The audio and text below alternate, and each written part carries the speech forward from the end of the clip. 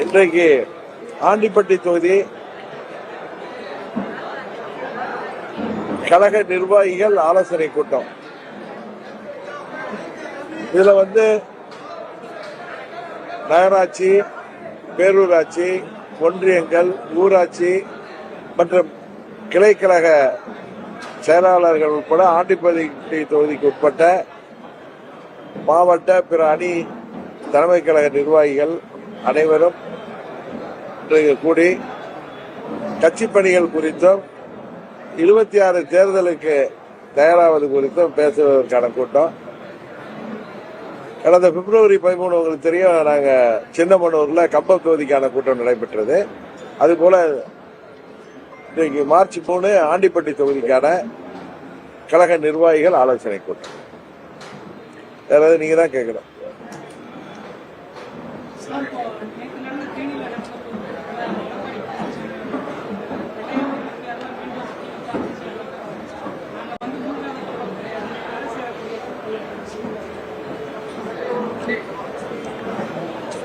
பழனிசாமி எதுக்காக அப்படிலாம் ஒரு மாபெரும் இயக்கம், புரட்சித் தலைவர் உருவாக்கிய இயக்கம்.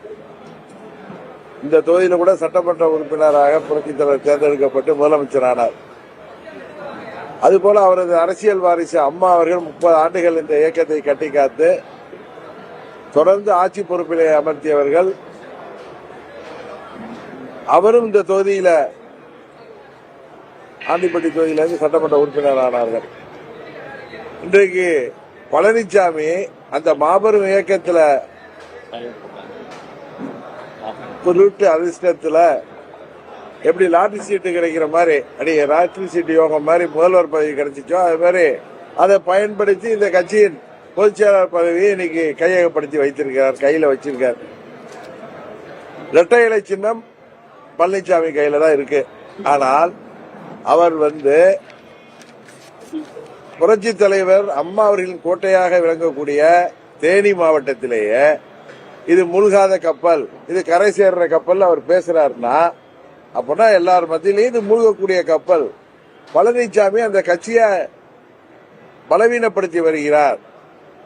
சொந்த நலனுக்காக, சுயலாபத்திற்காக வழக்குகளில் இருந்து திமுக அரசிடம் தன்னை காப்பாற்றிக் கொள்வதற்காக திமுகவிற்கு மறைமுகமாக இரட்டை இலையை உதவி செய்கின்ற விதமாக தன்னை காப்பாற்றிக் கொள்வதற்காக அந்த மாபெரும் இயக்கம் பயன்படுத்தப்பட்டு வருகிறதுங்கிறது எங்களை போன்ற அம்மாவின் தொண்டர்கள் மாத்திரமல்ல, தமிழ்நாட்டு மக்கள் அனைவரும் பேசிக் கொள்கிற விஷயம். அதனாலதான் அவர் இது மூழ்காத கப்பல், கரை சேர்ற கப்பல் அப்படிதான் நீங்க தானே சொன்னீங்க. இவ்வளவு பெரிய 50 ஆண்டு மாபெரும் இயக்கம் மூழ்காத கப்பல், இது மூழ்கிடாதுன்னு பேசுறாருன்னா அப்படின்னா தவறாக போய் கொண்டிருக்கிறது தானே, மூழ்கி கொண்டிருக்கிறதுங்கிறது தான் உண்மை. 26 சட்டமன்ற பொதுத் தேர்தலுக்கு பின்பு நான் பலமுறை உங்கள்கிட்ட சொன்ன மாதிரி திரும்ப திரும்ப சொல்கிறேன், இரட்டை இலை இருக்கிறது, பழனிசாமி கையில பணம் இருக்கிறது, பணபலம் இருக்கிறதுங்கிற காரணத்துக்காக அங்கே வாய் பொத்தி பழனிசாமிக்கு காவடி தூக்குவர்கள் இதே நிலைமை நீடித்தால், அவர்கள் யோசிக்கவில்லை என்றால், விழித்துக் கொள்ளவில்லை என்றால் 26 சட்டமன்ற பொதுத் தேர்தலுக்கு பின்பு பழனிசாமி அம்மாவின் இயக்கத்திற்கு மூடு விழா நடத்தி விடுவார் என்று சொல்கிறேன். இதுதான் இன்றைக்கு பழனிசாமி தலைமையிலான அந்த இயக்கத்தின் நிலைமை. அதே மேடையில் அவர் பேசும்போது யார் துரோகி அப்படிங்கிறதுக்கு ஒரு நீளமான ஒரு பட்டியல் அந்த குற்றச்சாட்டு நான் ஏற்கனவே சொல்லிட்டேன். ஆட்சி பொறுப்புல தவழ்ந்து முதலமைச்சரான ஒரு லாட்டரி சீட்டு யோகம் மாதிரி அந்த பதவியை கொடுத்தவர்களுக்கு துரோகம். அதற்கு பிறகு 2017 பிப்ரவரி மாதத்தில் ஏற்பட்ட திமுக கொண்டு வந்த நம்பிக்கையில்லா தீர்மானத்தில் அவருக்கு உதவி செய்து அந்த ஆட்சியை காப்பாற்றியவர்கள் யார் என்று தெரியும் உங்களுக்கு. எம்எல்ஏக்களிடம் பேசி சரி செய்து வைத்தவர்கள் அவர்களுக்கும் துரோகம். திரும்பவும் ஆட்சி காப்பாற்றுவதற்காக உதவி செய்தவர்களுக்கு துரோகம். 4 ஆண்டுகள் அந்த ஆட்சி தொடர்வதற்கு பாதுகாப்பு தந்தவர்களுக்கு துரோகம் என்று வரிசையாக துரோகத்தை தவிர வேறு எதுவுமே தெரியாத பழனிசாமி இன்றைக்கு துரோகிகள் பட்டியல் எழுதுவது ரொம்ப நகைச்சுவையாக இருக்கிறது. இன்னும் சொல்லப்போனா அவருடைய அகராதியில விசுவாசமானவர்கள் எல்லோரும் துரோகிகளாக தெரிகிறார்கள். அப்படிதான் நான் பார்க்கணும். நான் பல முறை சொல்லியிருக்கேன், வருங்காலத்தில் அரசியல் வரலாற்றில், தமிழக வரலாற்றில் துரோகம் என்ற சொல்லுக்கு ஓமையாக இருக்கக்கூடிய போகிற பெயர் எடப்பாடி பழனிசாமி. அதே மீட்டிங்ல வந்து இந்த கழகத்துல வந்து சீனியர் அப்படின்னா வந்து நான் தான் 89களிலே நான் எம்எல்ஏ அப்படின்னு சொல்லி வந்திருக்காரு. நீங்க வந்து அம்மா அவர்களோட வந்து மிக நெருக்கமாக இருந்தவங்க, போயஸ் கார்டன் செல்லப்பிள்ளையாக இருந்த நீங்கள் சீனியர்ன்றதை வச்சு அவர் பேசுறத வச்சு யாரை நீங்க சொல்றீங்க? இல்ல அவரு 72 இயக்கத்துல இருந்து புரட்சித் தலைவர் காலத்திலேயே சட்டமன்ற உறுப்பினரானவர்கள்லாம் இருக்காங்க. 77 சட்டமன்ற உறுப்பினர், 80 சட்டமன்ற உறுப்பினர்கள், 84 சட்டமன்ற உறுப்பினர்களாக இருந்தவர்கள் எல்லாம் இருக்கிறாங்க. அதனால தான் தான் சீனியர் அப்படின்னு அவர் சொல்றதே ஒரு பொய் என்பது எல்லாருக்கும் தெரியும். அரசியல் இன்றைக்கு திமுக எடப்பாடி பழனிசாமி மத்திய அரசு வந்து பார்த்து நாங்கள் தடங்களை சொல்றாரு. அதே சமயம் இப்ப கூட்டி இருக்கிற அரசு கூட்டி இருக்கிற மும்மொழி கொள்கை கூட்டத்தில் வந்து நாங்கள் பங்கேற்போம் சொல்லியிருக்காரு. மும்மொழி கொள்கை கூட்டமா அது? அனைத்து கட்சி கூட்டம் அந்த தொகுதி வரையறைக்கான கூட்டம் தானே.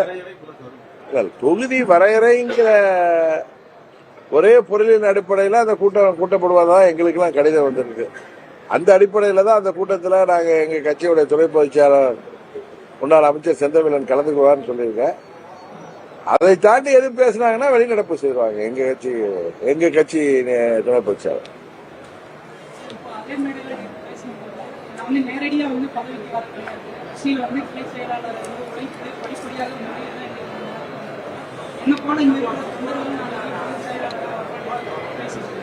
அதான் பொதுச் செயலாளர் வர்றதுக்கு வாய்ப்பு இல்லை. தலைவர் கொண்டு வந்த சட்ட அந்த பைலாக்களே சட்ட திட்டங்களே மாற்றிட்டாரு.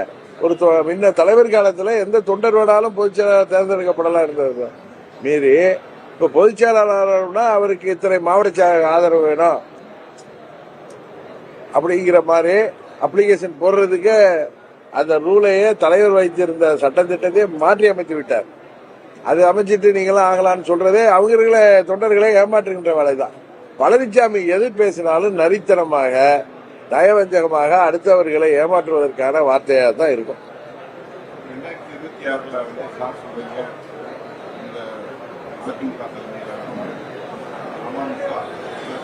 தேசிய மற்ற தலைவர்களும் பிரிந்தவர்களும் அதே வலியுறுத்துகிறாங்க. ஒன்றிணைந்தால்தான் இதில் வந்து எல்லோருக்கும் வாழ்வு. வரும் தேர்தலை ஒன்றிணைகிறது யாராக ஒன்றிணைகிறது? இல்ல அம்மாவின் உண்மையான தொண்டர்கள் அவர்கள் எங்கிருந்தாலும் அவர்கள் அனைவரும் ஓரணியில் திரண்டால்தான் தீய சக்தி திமுகவை வீழ்த்த முடியும். மீண்டும் அம்மாவின் ஆட்சி தமிழ்நாட்டில் ஒரு நல்ல ஆட்சி வர முடியுங்கிறது தான் எல்லாருடைய கருத்து. அது அம்மாவின் தொண்டர்கள் எந்த கட்சியில இருந்தாலும் இன்றைக்கு பிரிந்திருந்தாலும் அவர்கள் எல்லாம் உணர தொடங்கிவிட்டார்கள். யாரோ ஒரு சிலரின் பதவி வெறிக்காக சுயநலத்திற்காக இன்றைக்கு அம்மாவின் தொண்டர்கள் அனைவரும் ஓரணியில் திரள்வது தடுக்கப்பட்டு வருகிறது. அது உறுதியாக முறியடிக்கப்பட்டு விடும் என்று நம்புகிறேன். அதனாலதான் சொல்றேன், இரட்டை இலை பழனிசாமிகிட்ட இருக்கு, பணபலம் இருக்குன்னு சொல்லி தங்களை தாங்களே ஏமாற்றிக் கொண்டு அவருக்கு காவடி தூக்குபவர்கள் நாளைக்கு வருத்தப்படக்கூடிய சூழ்நிலை வரும். அதற்காக ஒழுங்காக முடிவெடுங்கள், யோசித்து முடிவெடுங்கள் என்று சொல்கிறேன். அவ்வளவுதான்.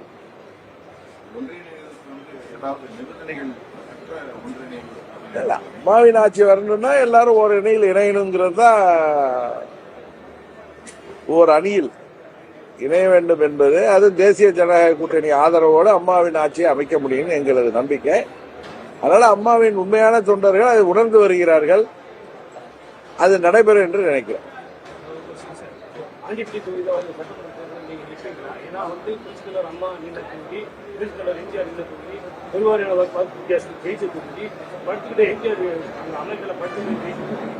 தொகுதியில் உங்களுக்கு தனி செல்வாக்கு இருக்கு, ஆட்சி சட்டமன்ற தேர்தல் நீங்க நிற்பீங்களா?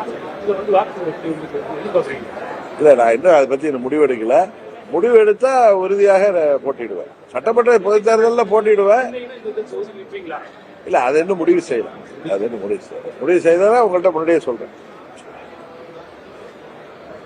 சரி, சீமான் பற்றி என்ன சீமான் இப்ப என்ன புதுசா என்ன பண்ணிட்டு இருக்காரு? விஜயலட்சுமி காவலர் வீட்டு காவலர் அதான் நீதிமன்றமே சொல்லிவிட்டது. இந்த வழக்க நீங்களாலாம் விட்ரா பண்ண முடியாது. அதை வந்து அந்த வழக்க தள்ளுபடி செய்யணும் அப்படின்னு சொல்லி திரு சீமான் அவர்கள் போட்ட இதுலயே அதெல்லாம் முடியாது.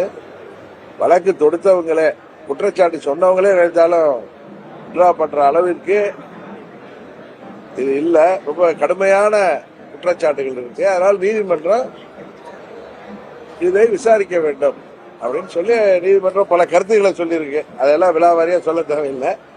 அதனால சட்டத்தின் முன்பு சீமான் அவர்கள் அவர் தான் மடியில் கன இல்லை என்றால் அதை எதிர்கொள்வதுதான் ஒரு நல்ல வழிமுறையாக இருக்கும். விஜய்க்கு பாதுகாப்பு சீமான் ஏன் உங்களை போன்ற முன்னணி தலைவர் நீங்களாம் ஒரு காலத்தில் தலைவராக இருந்தீங்க, எம்பியா இருந்தீங்க, அம்மா விசுவாசம் உங்களுக்குலாம் வந்து பாதுகாப்பு திடீர் நேற்று கொடுத்தவர்கள் ஒய்பி பாதுகாப்பு இல்ல, அவங்களுக்கு ஏதாவது பாதுகாப்புக்கு அச்சுறுத்தல் இருக்கலாம். அதனால மத்திய அரசு கொடுக்குது. அதானே தவிர எங்களுக்கு எல்லாம் ஒன்றும் பாதுகாப்பு இல்லை. எங்களுக்கு தமிழ்நாட்டு மக்களே பாதுகாப்பு. அதனால எங்களுக்கு எல்லாம் தேவையில்லை என்பதுதான் எங்களுடைய எண்ணம்.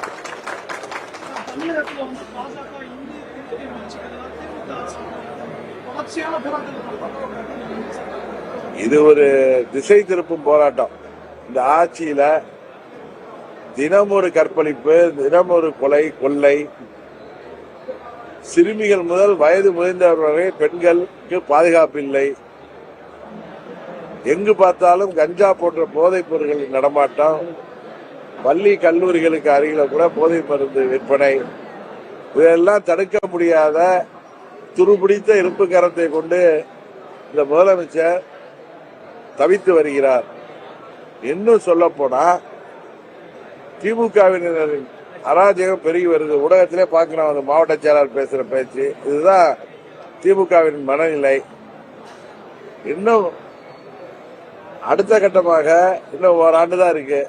முதலமைச்சர் சொன்ன மக்களுக்கு கொடுத்த வாக்குறுதிகள்ல 90% நிறைவேற்றவில்லை. அதனால இதெல்லாம் திசை திருப்புவதற்காக மத்திய அரசாங்கம் அறிவித்திருக்கிற மும்மொழி கொள்கையை தேவையில்லை என்றால் தமிழ்நாட்டில் இருமொழி கொள்கையே போதும் என்று நாம் முடிவெடுத்து விட்ட பிறகு ஹிந்தியை திணிக்கிறாங்கன்னு சொல்லி மக்களை திசை திருப்பதற்காக தெருவா இன்னும் போராட்டம் பண்றாங்க. இது போக்குவரத்துக்கு இடைஞ்சலா இருக்கு. இது காவல்துறை தகுந்த நடவடிக்கை எடுக்கணும். முதலமைச்சர் போகிற இடத்துல எல்லாம் 10,000 கோடி நிதி கொடுத்தாலும் வேணான்னு சொல்றதை விட்டுட்டு அவங்க அப்பாவுக்கு நாணயம் வெளியிடுறதுனா மத்திய அமைச்சர் தேவைப்படுது. அவங்க அப்பாவுடைய சிலை திறக்கிறதுக்கு துணை ஜனாதிபதி தேவைப்படுது. அவங்க அலுவலக திறப்புக்கு உள்துறை அமைச்சர் வேணும்.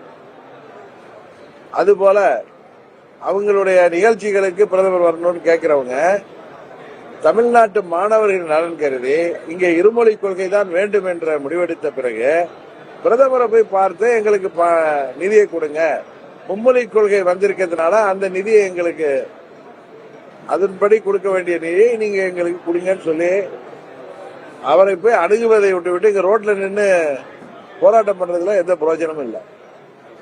சீமான் சார் ஒரு கட்சி தலைவர் பாலியல்